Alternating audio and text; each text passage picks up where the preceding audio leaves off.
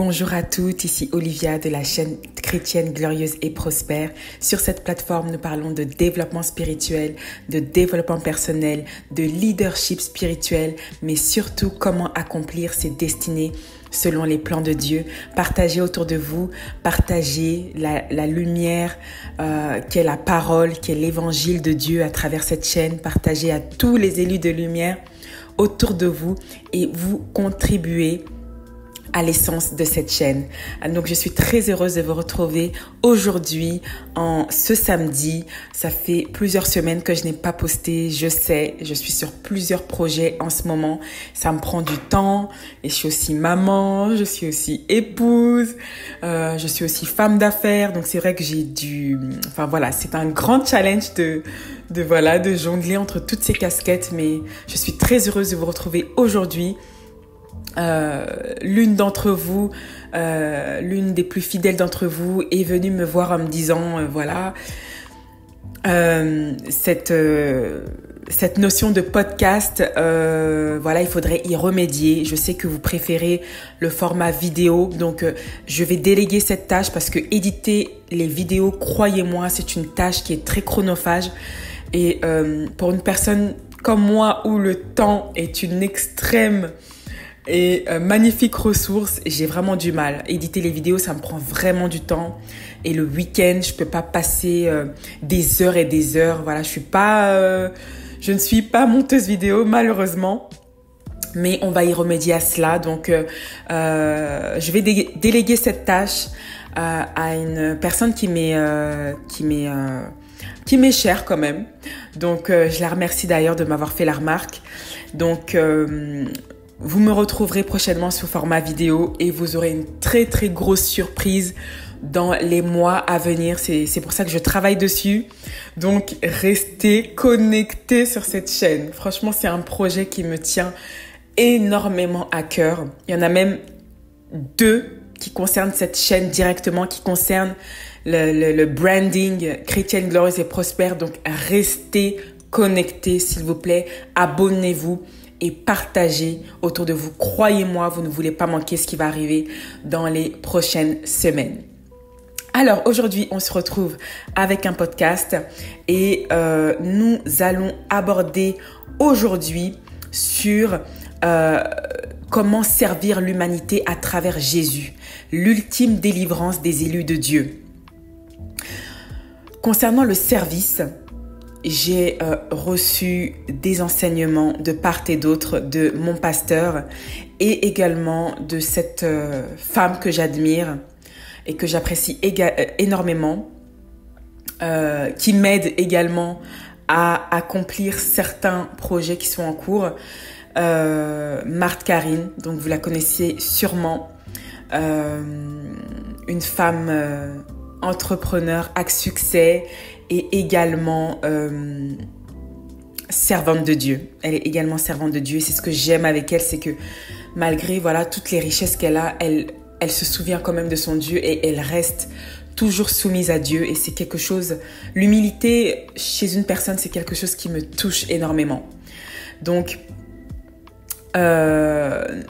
nous vivons dans un monde où l'individualisme prime, les relations ne sont plus authentiques, les gens cherchent uniquement leur intérêt, les soi-disant hommes de Dieu ou tous ceux qui prêchent au nom de la parole ne prêchent plus sur l'importance d'accéder au royaume de Dieu. Et si vous êtes un élu, si vous êtes des véritables servants et servantes de Dieu, vous devez connaître le prisme de votre destinée, c'est-à-dire connaître le Dieu très haut, connaître votre identité en tant qu'individu et en Christ, et troisièmement, connaître sa destinée, le but de son existence, sa mission de vie. Ça, c'est le prisme en fait de la destinée. Outre les 5 portes de vos destinées que je vous avais énumérées dans une précédente vidéo, donc quelles sont les 5 portes de destinée d'un être humain? C'est la destinée spirituelle, la destinée professionnelle, la destinée familiale, la destinée financière et la santé. Voilà les 5 portes destinées d'un enfant de Dieu. Et comme Dieu l'a dit dans Jérémie 29, verset 11, il a des projets formés pour nous qui sont des projets de bonheur et non de malheur afin de nous donner de l'espérance. Et tous ces projets servent ces 5 portes de destinée. Donc, outre ces 5 portes de destinée, il doit y avoir une cause qui sert l'humanité et c'est pour cela qu'on dit le service. Le service à Dieu, c'est une mission que tu accomplis et qui sert l'humanité. Et je vais vous énumérer les versets plus tard. Outre les fausses croyances qu'on peut avoir, servir Dieu n'est pas que dans l'église. Voilà, lorsqu'on regarde le parcours des prophètes dans la Bible, ils servaient Dieu sur le terrain, sur le terrain en fait. Bon nombre des prophètes n'étaient pas dans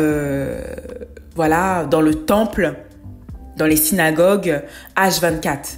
Voilà, le véritable service de Dieu, il s'est accompli en dehors du temple, donc en dehors de l'église. Et il gardait toujours cette relation, cette spiritualité et cette connexion avec Dieu. Donc rien ne les empêchait de servir Dieu de ce côté-là. La prière n'est pas la clé, mais l'une des clés pour accomplir sa destinée. Et il y a un problème si dans tes prières, elles sont uniquement liées à tes intérêts personnels. J'ai envie de me marier, je veux plus d'argent, je veux plus de ci. Ce n'est pas mal en soi. Mais il y a un secret que je voudrais te partager. Si dans ce que tu as à cœur dans tes prières, indirectement et directement ça sert quelqu'un d'autre, outre que toi et de tes intérêts, là tu as touché le cœur de Dieu. Et on l'a vu dans le livre de Juges, c'est de Samuel, où Anne, Dieu l'avait rendue stérile. Et c'est vrai qu'elle voulait un enfant. C'est vrai qu'elle faisait des sacrifices. Et on te dit même dans Samuel chapitre 1 qu'elle s'est approchée du prophète Élie. Et ensuite, elle est partie sur la montagne, je crois que c'est la montagne Silo, si je me souviens bien. Si je me trompe, excusez-moi. Et elle a fait un vœu à l'Éternel. Elle a fait une alliance. Elle a dit à Dieu, si tu me donnes un enfant, je te le prêterai. Il servira dans ton temple. Elle a fait un sacrifice, elle a fait une alliance, elle a scellé son vœu avec Dieu. Et Dieu, non seulement il l'a exaucé, il lui a donné un fils, mais en plus de cela, Dieu lui a donné d'autres enfants. Donc tu vois, le fait que il y ait une alliance avec Dieu et que ça surpasse tes intérêts, Dieu va toujours répondre à ta prière. Mais si tu demandes par exemple à Dieu, Seigneur, je veux être riche parce que tu veux poster sur Instagram et montrer tes biens matériels comme le font bon nombre de personnes, je ne juge pas, chacun voit midi à sa porte. Toi, tu es un élu de Dieu, tu vois, et ça, tu dois te le garder à la tête. Tu dois te le garder en tête. Tu n'es pas comme n'importe quelle personne. Tu as une destinée qui est particulière et c'est pour ça que tu as des combats qui sont rocambolesques. Donc, tu dois agir de manière différente. Tu dois penser différemment. Tu comprends? Et pour cela, par exemple, dans le livre de Deutéronome, où Dieu nous dit explicitement qu'il bénira nos entreprises. Donc, c'est pas mal en soi la richesse. Mais à quel rôle, en fait, joue la richesse dans ta vie? Et Dieu nous dit, Deutéronome 28, excusez-moi, tu prêteras à beaucoup de nations, mais tu n'emprunteras point. Donc, il y a cette notion d'abondance, mais pour redistribuer aux autres. Parce que il y a un grand pouvoir. C'est pour ça que Jésus a dit, il y a plus de pouvoir à donner qu'à recevoir. Tu donnes à quelqu'un, Dieu te rend 10 fois plus. C'est pour ça qu'il dit, dans le livre de Luc, que si tu es riche, ne sois pas comme ceux et celles qui invitent seulement des hommes et des femmes prestigieux. Sois de ceux et celle qui invite les pauvres, les orphelins, les veufs. Parce que eux ne pourront pas te rendre l'appareil. Mais Dieu va multiplier tes richesses. Dieu va multiplier tes biens. C'est le langage de Dieu. Mais pour ça, il faut toujours avoir cet esprit de miséricorde, toujours avoir cet esprit de repentance et d'humilité. Toujours le dos courbé devant Dieu. Parce que c'est lui notre maître. Et il est bon d'espérer avoir des bonnes choses, d'avoir une meilleure qualité de vie. Mais il faut toujours que cela serve l'intérêt de Dieu. Et il y a quelque part dans la Bible, je ne me souviens plus exactement du verset, où Dieu dit que même lui, il a des intérêts envers nous. Que quand nous sommes dans des attaques spirituelles, avant de nous délivrer, il va d'abord chercher, la parole de Dieu nous dit qu'il va d'abord chercher si il a une rançon dans notre vie, si nous avons une rançon en fait. Et la rançon, c'est quoi? C'est la sanctification, c'est l'obéissance, c'est la miséricorde. Et c'est seulement là qu'il va envoyer son ange. Donc, servir Dieu, c'est propager la vérité sous n'importe quelle forme. Et quand je parle de ce thème en disant comment servir l'humanité à travers Jésus, et que pour tout élu de Dieu, le service à Dieu, le service à l'humanité, c'est l'ultime délivrance pour tout enfant de Dieu qui est persécuté. C'est parce que je veux que tu puisses analyser quelles sont les choses qui transcendent ton âme, qui secouent tes pensées. Est-ce que c'est le harcèlement scolaire? Est-ce que tu es touché par cette cause? Eh bien, tu peux servir à travers cette cause. Est-ce que c'est le racisme qui te touche énormément? Eh bien, tu peux servir à travers ces choses. Tu sais, la vérité, elle n'est pas que... elle n'est pas en un seul sens, en fait. Elle est universelle. Tu sers... tu défends le réchauffement climatique parce que voilà, tu as à cœur la nature. Pour toi, la nature, c'est la meilleure façon que Dieu ait pu nous bénir, en fait. Parce que grâce à l'air, grâce aux arbres, grâce aux plantes, grâce à tous ces éléments naturels, tout cela assure notre survie. Mais aujourd'hui, l'être humain détruit la terre. Aujourd'hui, l'être humain crée des bombes à des milliards de dollars pour détruire la création de Dieu. Et toi, ça te touche. Et toi, ça t'énerve. Tu peux servir Dieu à travers cette cause. Est-ce que c'est la pauvreté? Tu as vécu la pauvreté, tu sais ce que c'est de vivre dans la rue, tu sais ce que c'est que de vivre dans le manque. Et aujourd'hui, Dieu t'a béni et donc du coup, tu veux être porteur de ce message. Tu veux apprendre aux gens comment être indépendants financièrement. Il y en a beaucoup qu'on voit sur Internet comme ça. Eh bien, tu peux servir Dieu à travers cette cause. Servir Dieu, en fait, c'est s'abandonner sans penser à ses propres intérêts. Dans le cas de Moïse, il a dû se séparer de Sarah pour servir Dieu.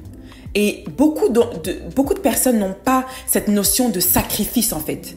Parce que servir Dieu, ça engendre un sacrifice. Il y avait cette femme d'affaires sur YouTube qui disait qu'elle est militante pour le panafricanisme et qu'à un moment donné, cette cause, elle était tellement forte dans sa vie que son mariage en était menacé, en fait. Et elle a dû choisir. Et beaucoup de personnes lui disaient, mais oui, mais on n'a pas besoin, laisse l'Afrique à l'Afrique, on n'a pas besoin de toi pour sauver l'Afrique, reste dans ton mariage, va servir ton mari. Mais en fait, c'est plus que ça, en fait. On n'est pas en train d'encourager le divorce ou quelconque séparation, mais il y a un moment donné où la mission que Dieu te donne, en fait, elle est tellement puissante, c'est au-delà de tes capacités, c'est au-delà de tes intérêts, mais c'est quelque chose qui te transcende. Et parfois, tu dois faire un choix. Et beaucoup d'Africains n'ont pas ce sens du sacrifice. Parce que pour qu'il y ait l'abolition de l'esclavage, il y a eu des martyrs.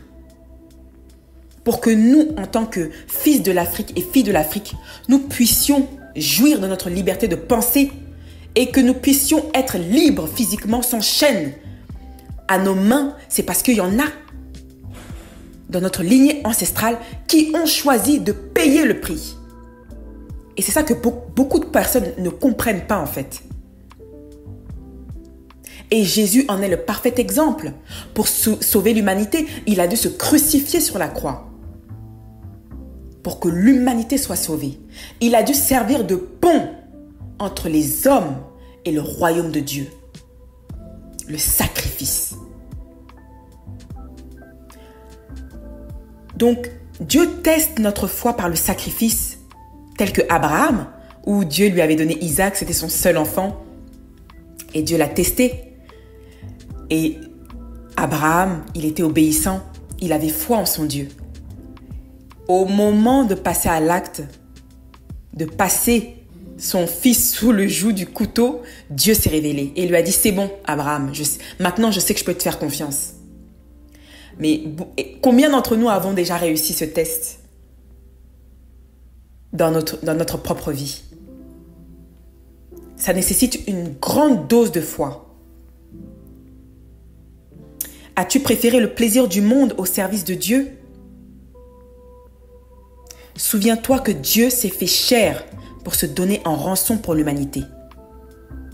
Et même après avoir côtoyé Jésus, Pierre l'a renié 3 fois le jour où il a été livré pour sa crucifixion.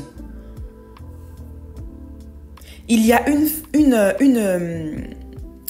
femme d'affaires qui s'appelle Huda Beauty. Vous connaissez sûrement sa marque de maquillage.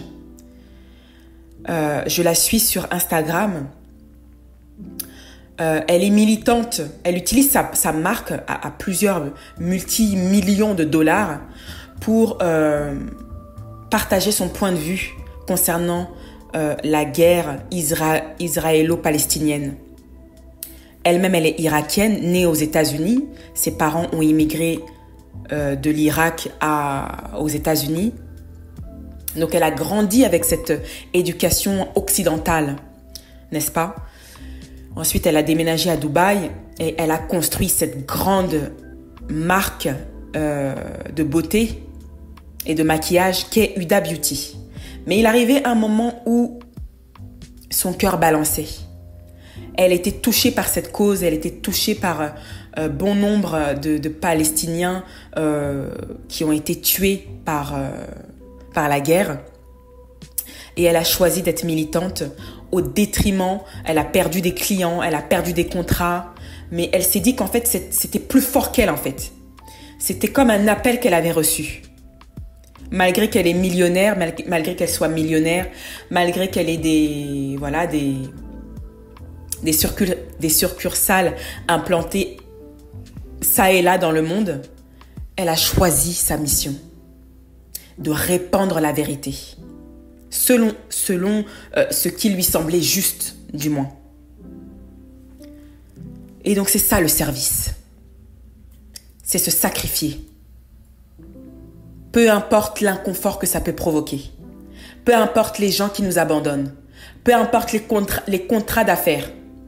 Lorsque tu donnes, Dieu va toujours remplacer. Fois 10 même.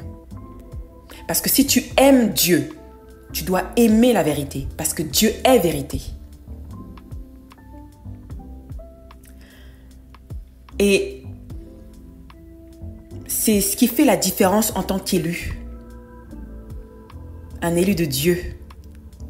Beaucoup d'appelés, mais peu d'élus. Beaucoup aiment s'appeler je suis un élu de Dieu, mais peu de personnes aiment porter le sacrifice que peut engendrer ce statut en tant qu'élu. Et dans le cadre de blocage spirituel, si tu vis de l'occultisme, si on a vendu ta destinée, si tu sens que les blocages que tu vis dans ta vie, ils ne sont pas physiques, c'est de l'ordre spirituel. Ma chère sœur ou mon cher frère, commence à servir une cause. Est-ce que vous vous rendez compte que juste en évangélisant sur YouTube, grâce à vos courriels, grâce à vos commentaires et autres, Dieu a ouvert des portes dans ma vie. Juste en évangélisant sur YouTube. C'est très fort. Donc, à partir de maintenant, je veux vraiment vous exhorter à servir Dieu. Laissez une trace indélébile sur cette terre. Car la bénédiction, non seulement elle vous suivra, mais elle suivra votre descendance de génération en génération. Si tu sers Dieu, tes propres enfants ne vont jamais souffrir. Et ça, c'est le pouvoir. C'est le pouvoir du service. Dieu te bénit toi, mais il va aussi bénir tes descendants. Et c'est pour ça que je pense que c'est dans le livre de Romains où Dieu dit qu'il peut maudire jusqu'à 4 générations, mais il peut bénir jusqu'à 1000 générations. Et c'est ce qu'il a fait à Abraham. Parce que Abraham était un bon serviteur de l'Éternel. Il était obéissant, il avait cette grande foi. Dieu lui dit, regarde les étoiles dans le ciel. Est-ce que tu peux les compter? Non, tu ne peux pas les compter. Je te bénirai à haute. Tel sera le nombre de ta postérité.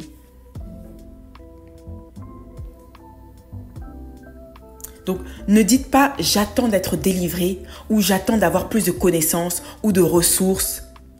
Non. Dieu pourvoira toujours à vos besoins.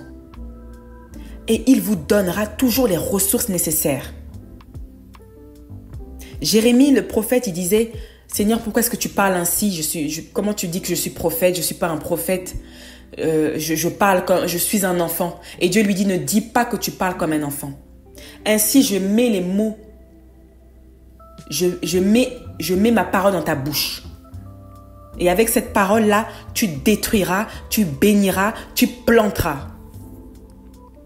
Commence à servir Dieu. Commence de là où tu es et tu verras que Dieu va... C'est comme s'il va synchroniser l'univers. Il va synchroniser tes connexions divines à travers le monde. Je te dis, je parle en connaissance de cause. À travers le monde pour qu'il vienne te servir. Et c'est comme si chaque chose qui te manque, Dieu pourvoit à ce besoin. Chaque chose qui te manque, Dieu va pourvoir à ce besoin. Parce que Dieu est, on dit, il est le maître des temps et des circonstances. Nous allons terminer avec ces 2 confessions bibliques qui résument tout à fait le sujet du jour.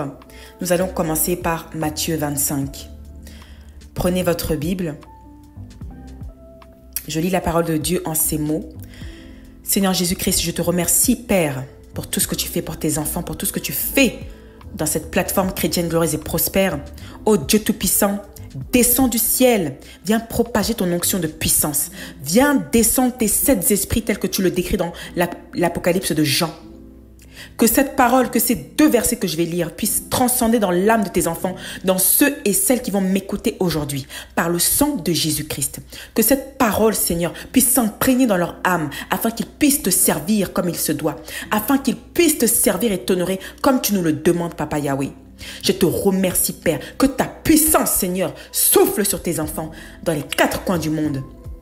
Qu'il y ait un éveil spirituel dans tous les continents du monde et que toutes les nations puissent t'honorer comme tu le dois, Seigneur. Agneau immolé sur la croix, nous te rendons grâce. Agneau sans défaut, l'agneau de Dieu, nous te rendons grâce parce que tu es grand, tu es puissant, tu es redoutable. Dans le livre de Deutéronome, on te décrit comme un Dieu qui est terrible. Seigneur, propage ta parole dans notre âme afin que, Père, nous puissions te servir jusqu'au dernier souffle de nos jours. Au nom de Jésus, j'ai prié. Amen. Matthieu chapitre 25 déclare: Lorsque le Fils de l'homme viendra dans sa gloire avec tous les anges, il s'assiera sur le trône de sa gloire. Toutes les nations seront assemblées devant lui. Il séparera les uns avec les autres, comme le berger sépare les brebis avec les boucs.